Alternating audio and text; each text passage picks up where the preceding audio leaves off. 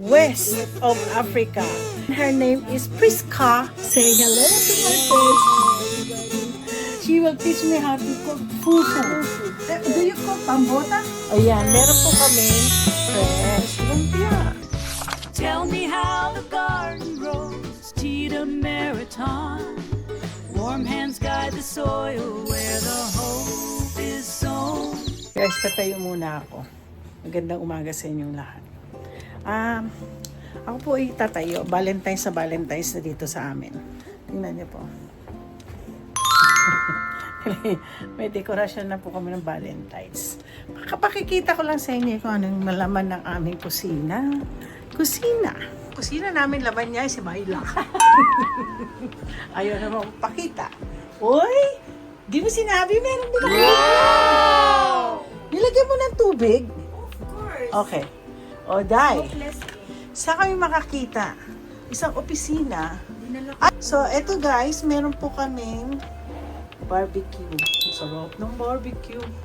Ayun. Tapos, ang terno ng... ang katerno, ano ang gagawin natin doon? Ang katerno niya ay magkukuryan din daw pa kami. Magkukuryan tayo. Hotpot na lang kaya. Ayan, meron po kaming fresh lumpia. Ang sarap ng aming kakainin. Mamaya panoorin niyo ako habang magtrabaho muna ako. Okay, ladies and gentlemen, I have another friend. And this time, he's from also Northeast, West of Africa. And this time, he's from Ghana. And she's my favorite friend that works at Western State, and her name is Priska Akoto.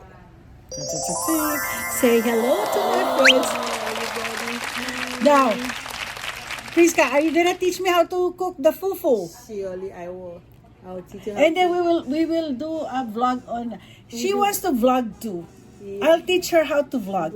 Ay, can you guys be her friend too? She's very nice. She speaks good English. What do you speak? What do you speak in Ghana? English or Spanish? English. Remember, Equatorial Guinea is Spanish. No, there's Spanish. The Spanish? Yeah, so you guys are French. Yeah, we speak English, but a little bit French. A little bit of French, di ba? So she will teach me how to cook fufu. Do you cook pambota? No. Oh wow! What is pambota? It's like you put the palm cream. The palm. Yeah, we eat the palm. How do you cook the palm cream in your country? Because in Guinea, somebody is cooking it with chicken feet. Yes, we cook it with any meat. Oh, any meat. Goat meat, fish, any meat that you prefer. Oh, Yeah, you know what? I the love soup. African the palm food. soup. Huh? Palm nut soup. There is a palm. That's what you're talking Guys. about? Yes. Do you know that there's an African store now Yeah. over here? Over here. And there's one on the Tacoma Way also. Oh, Yeah. it's competition. Yes. Yeah, Priska will teach me how to cook. I have another friend With who's soup. the one who drives with The- soup. Yeah. How do you eat spicy? Hot. I love it. I love it. I'm starting I'm not to. gonna put much pepper. I'll put a little bit pepper. Guys, I know every time she comes to my office, I always make sure that I finish her taxes. Yes. Okay? So she's one of my favorite. Say goodbye to my friends. Bye. Nice talking to you guys. Bye. You my subscriber, so you can see yourself in the TV. So di ba? I have a lot of African friends. Because I'm going to Kenya in August. Okay. So, anyways. Okay, I'll finish I'll finish her taxes na babush. See this one in the tita, I'm teaching her to go to Roel's see. This friend of mine used to work at Equatorial Guinea. Okay? No. Pinoy in Equatorial Guinea. Okay? So, she happened to have a friend that goes here. Look at that. She's from Guinea. Oh, she's again. Oh, look at her. She's in the Philippines. Wow. And I wanna go to Philippines. he used to work in the in Guinea. Oh yeah, he. Yeah, and then this is a friend. She's. Ghana. You see that one? Yeah, that's why his channel is Pinoy in Equatorial Guinea, Africa. Africa. Oh, yeah, look at her. That's No. Joanna. Joanna. I'll search for her. Pinot. Yeah, they're in the Philippines now. Oh. Yeah, they're having vacation in the Vacation with Philippines. with the guy. This one. No! He's married. He was just a friend and helping them. Okay. Because the son wants to study in the In the Philippines. Philippines. Yeah, It's see? good. A You lot know of how we people love are the there. African people. Yes, and you guys have good food. Oh my God. Of course, no, I want fufu. Di ko tatantanan to. She had to teach me how to cook fufu. Sige na, I'll finish her taxes now. Tapusin ko na. Babush! Say babush! Babush. I want to say thank you.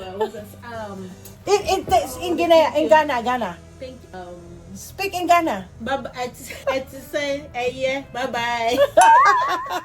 My guest right now. I call her the baby miracle. Yeah. She's my miracle baby. Oh, Diyos. She is so pangganda. Grabe. Beautiful. You love to sleep.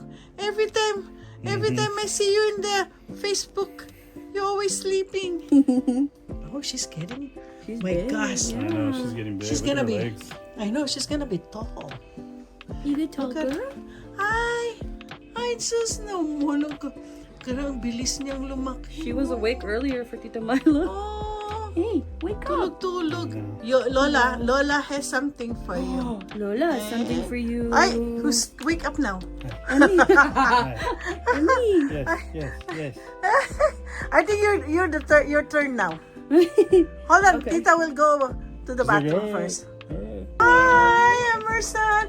I call you Milagrosa. Oh, you're my miracle baby. Yeah. Oops. Hi. Oh, you see, she's awake now. Can Lola ha? Oh, I love you. Emerson. Oh, look at that. Don't cry. Alam mo, mahaba talaga siya. Yeah. Alam mo, Are you tall, matangkad. girl? May next na tayo, Miss Cagayan de Oro. Yes. Sa pang Miss Universe. The most beautiful Oh, girl of born on course. 8/26/2025. Oh my Of goodness. course. I know, tingnan mo, ang ganda ng ilong. Buti di pango. Di ba? Ganda ng ilong niya. That's the first thing I see. Even the Filipinos married American, and the first thing I have is look the nose. Di ba? Ganda niya. Pretty girl yung paglaki niya. I know you're gonna be a pretty girl. Yes. Ang laki na mata niya. Yan parang nakikinig siya. I can't wait for you next year. I know, we started Magandang gabi po. Natapos na isang client ko, 6 o'clock. Meron po akong isang kliyente pero hindi na po matutuloy kasi nga business yun. Dami siya pinagawa. So anyway, ngayon nagutom ako. From 1 o'clock, yung kanina nag-live ako, ang kinain ko, yung barbecue. So yun na, wala na po ako tuloy-tuloy, sunod-sunod ang mga kliyente. Wala po akong in-between na kinain. So ngayon lang po ako kakain. Ang pagkain na kinuha ko ngayon, kasi feel ko lang, mahilig po ako sa cheese. Mahilig po ako sa, ano yun? Korean. So ito po ang pagkain ko. At saka ito po yung kalang barbecue. So, sabi niya, may tukbuki. Ay, ito po, tukbuki. Feel ko talaga, Koreana ako. Ang sarap, may cheese. Mahilig po ako sa cheese. Hapon na panood ko yung vlog na natanggap na ni Chuchen. Tapos kanina umaga panood ko si Den. Natanggap ng mga bata yung ano. Actually, mga bata talagang gusto kong bigyan ng regalo. Ang sarap nito ano ko. Anyway, I love kids. But God did not give me a kid. Spiritually, I was prophesied na hindi daw po ako bibigyan ng Lord na anak. Pero I will have a lot of spiritual children, which is coming. Which is, coming to pass. And more. Marami nagpapaano na sa akin na ampunin ko sila. So anyway, sa ngayong vlog ko, makita nyo, tumaga, nagluto sila ng barbecue steak. Tapos na nakapag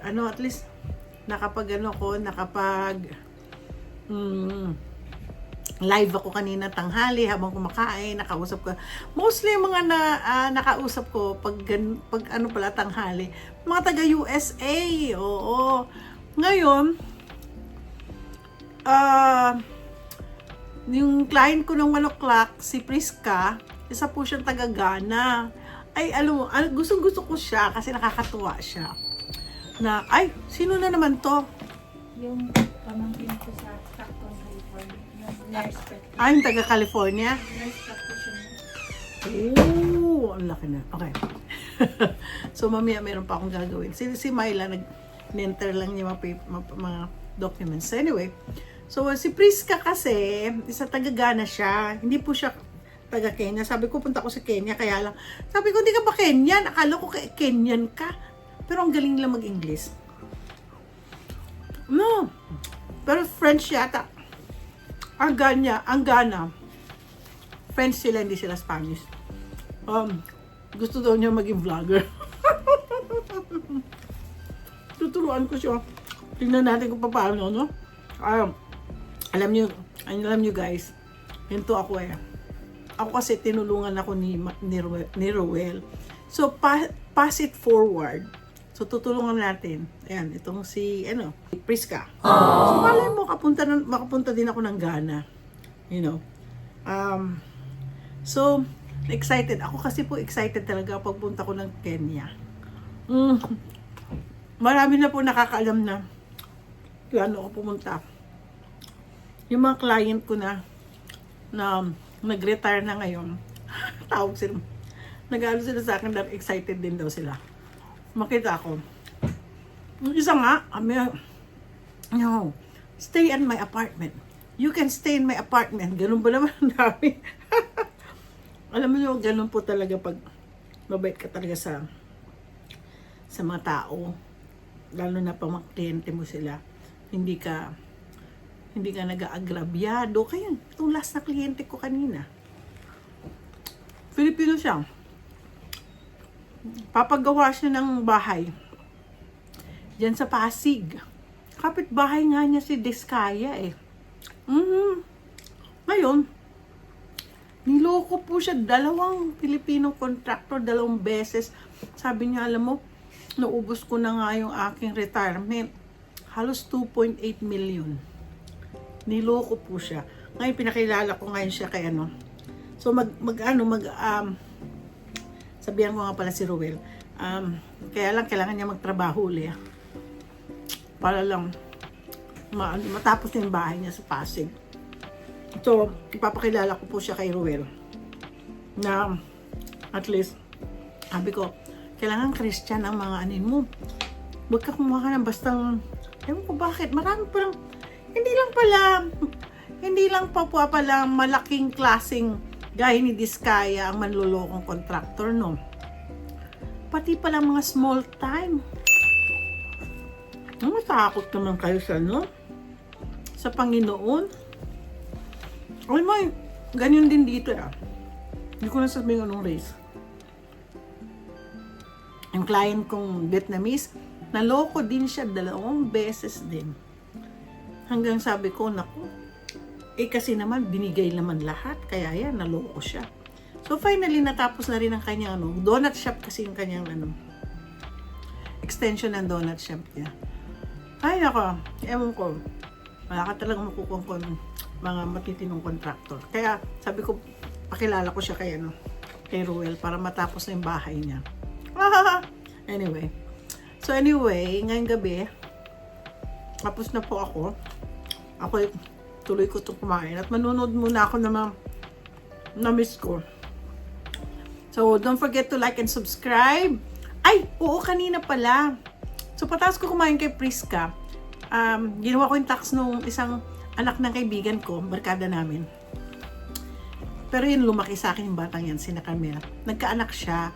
Pag nakita niyo yung pakikita ko, makikita niyo kanina sa sa vlog kong to, yung bata, tinawag ko Milagrosa kasi napanganak po siya ng kulang sa buwan. 5 months lang yata siya. Liit-liit niya ngayon, ang laki-laki ng bata. Ang ganda-ganda. May lahi, kalahating Pilipino at kalahating puti. Eh for sure, maraming magiging parang umahaba pa ang kanyang legs. Sabi ko, hintayin ko ng yung magwa 1 year old for sure. Tatakbo-takbo na yan dito sa pisina.